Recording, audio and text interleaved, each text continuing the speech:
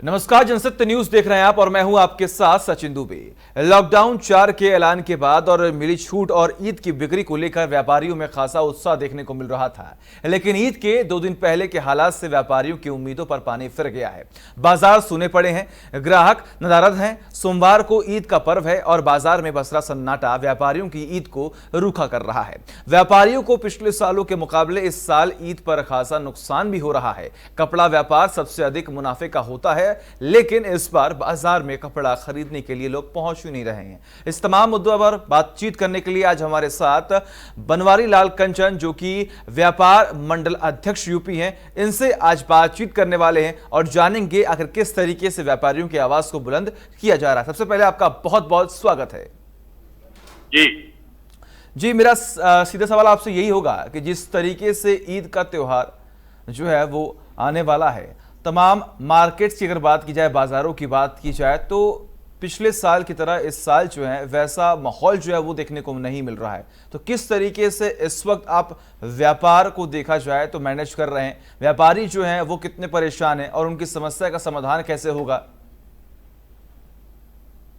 देखिए, पिछले 2 महीने से नवरात्रि का त्योहार बीत गया, ईद का त्योहार बीता जा रहा है और 2 महीने से ज्यादा समय हो गया है जब पूरा व्यापार उत्तर प्रदेश की एक एक दुकानें बंद रही हैं लॉकडाउन पीरियड में।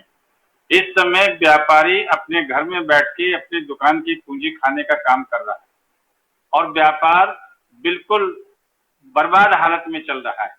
हम लोगों ने इन पिछले 2 महीने में 7 ज्ञापन मुख्यमंत्री जी को और प्रधानमंत्री जी को भेजे हैं। आज भी हमने एक ज्ञापन मुख्यमंत्री जी को भेजा है और उसमें हमने कुछ बहुत आवश्यक मांगे की हैं कि भाई जीएसटी का रिटर्न लेट हो जाए तो उसमें पेनाल्टी और ब्याज न लगाया जाए।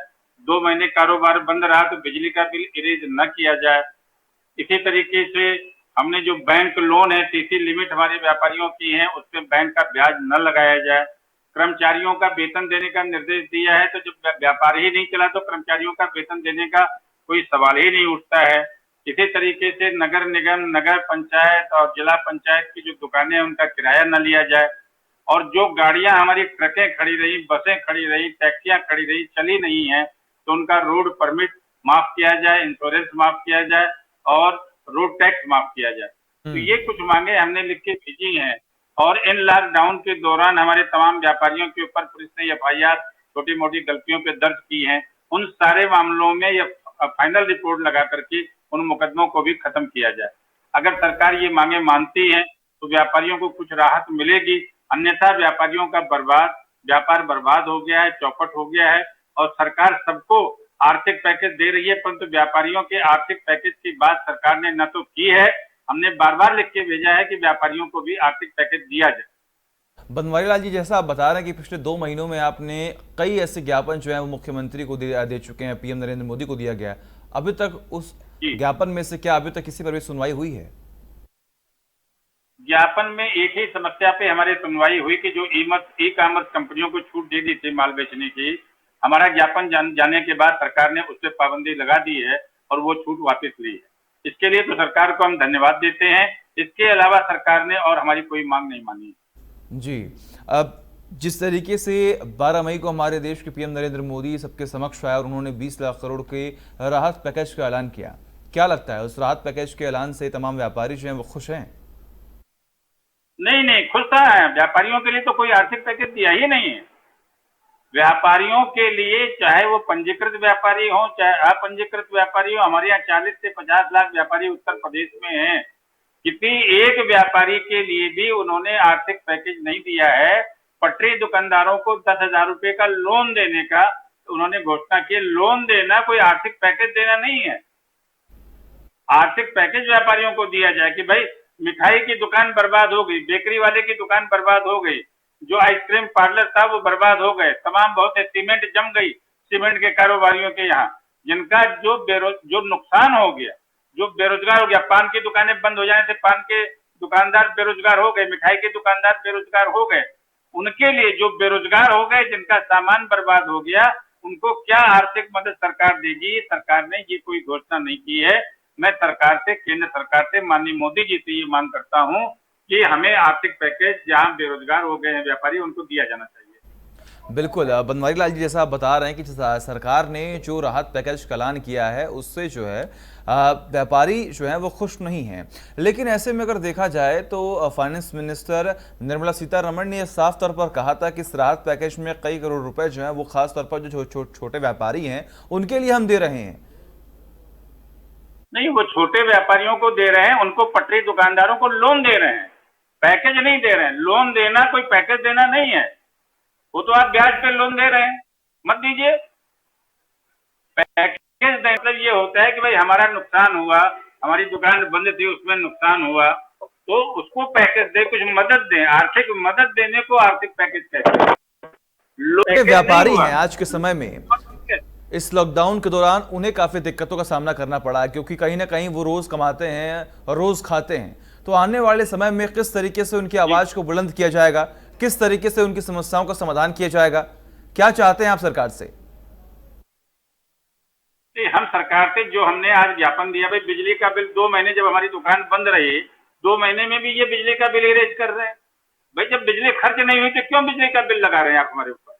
जीएसटी रिटर्न लेट हो गई लॉकडाउन के कारण से, और पेनाल्टी लगा रहे हैं। ये चीजें इनको नहीं लगानी चाहिए और हम सरकार से लड़ते रहेंगे, संघर्ष करते रहेंगे। जो हमने अभी 7 सूत्री मांग पत्र आपको भी मैंने भेजा है, ये 7 सूत्री मांग पत्र पर विचार करके सरकार को चाहिए कि ये अनुचित मांगों को माने और इनका समाधान करें, ताकि व्यापार खड़ा हो जाए, पटरी पे आ जाए। अगर व्यापार पटरी पे नहीं आएगा तो सरकार को टैक्स भी नहीं मिलेगा, और सरकार को टैक्स नहीं मिलेगा तो सरकार चलेगी भी नहीं। बिल्कुल बनवारी लाल जी, आने वाले समय में, क्योंकि आप जो हैं व्यापारियों के अध्यक्ष हैं, व्यापार करने वाले लोग चाहते हैं कि आप उनकी आवाज़ों को बुलंद करें। तमाम समस्याएं जो हैं इस लॉकडाउन में देखने को मिली हैं इन व्यापारियों के लिए, उनके परिवार कैसे चल रहे हैं, एक बड़ा सवाल अभी भी खड़ा हो रहा है। लेकिन अब आने वाले समय में जिस तरीके से अब छूट दे दी गई है और ईद का समय जो है वो देखने को मिल रहा है, लेकिन कहीं ना कहीं मार्केटिंग जो है वो पिछले साल जैसे अब नहीं हो रही है। जी, चीज मार्केटिंग नहीं हो रही तो आज तक ये बाजार उठने वाले नहीं है। दिसंबर तक व्यापार समझिए खत्म है। दिसंबर 2020 तक बाजार पटरी पे नहीं आएंगे, व्यापार पटरी पे नहीं आएगा, अर्थव्यवस्था पटरी पे आने वाली नहीं। तो जो आने वाला समय है, आप कह रहे हैं कि दिसंबर तक जो व्यापार है वो पटरी पर नहीं आएगा, तो इस टाइम ऑफ पीरियड में आप क्या करने वाले हैं? किस तरीके से आप लोगों से बात करें, किस तरीके से आप जनता की आवाज को उठाएं, किस तरीके से आप मैनेज करने वाले हैं?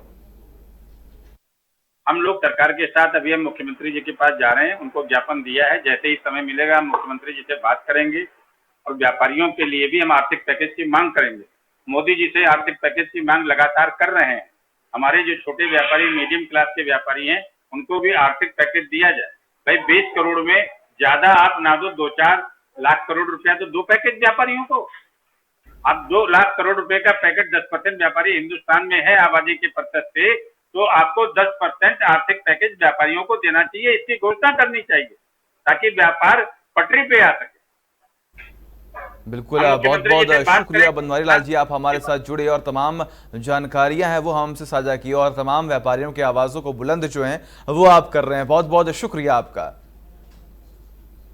तो ये थे बनवारी लाल कंचन, जो कि व्यापार मंडल अध्यक्ष हैं यूपी के, और कहीं ना कहीं तमाम व्यापारियों की आवाज़ को बुलंद कर रही हैं, क्योंकि आने वाले समय में जिस तरीके से व्यापार जो है वो ठप पड़ा हुआ है। सरकार ने कई छूट दी, लेकिन उसके बावजूद भी कम से कम दिसंबर तक इनका कहना है कि जो व्यापार है, जो बिजनेस है वो सही तरीके से नहीं चल पाया, क्योंकि लोग जो हैं वो अपने घरों से बाहर नहीं निकल रहे हैं और जो खरीदारी है वो बिल्कुल भी नहीं हो पा रही है।